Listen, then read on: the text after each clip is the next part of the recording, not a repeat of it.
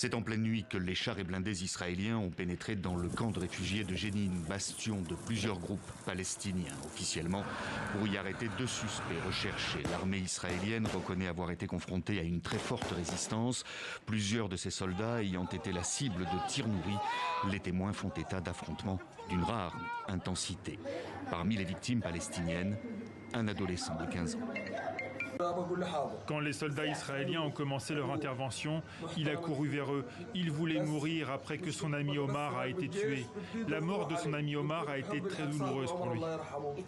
Pour la première fois depuis la deuxième intifada, c'était il y a 18 ans, un hélicoptère israélien a mené une frappe aérienne à l'aide de missiles pour faciliter le retrait de ses soldats au sol, pris dans une embuscade. Une opération revendiquée par la branche armée du Hamas, les brigades Esdin al-Qassam.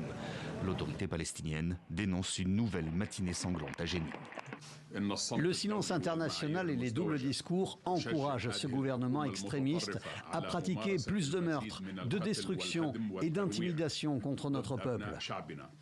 Les raids israéliens sont quasi quotidiens en Cisjordanie occupée. Depuis le début de l'année, plus de 160 Palestiniens et 21 Israéliens ont été tués dans des violences liées à ce conflit.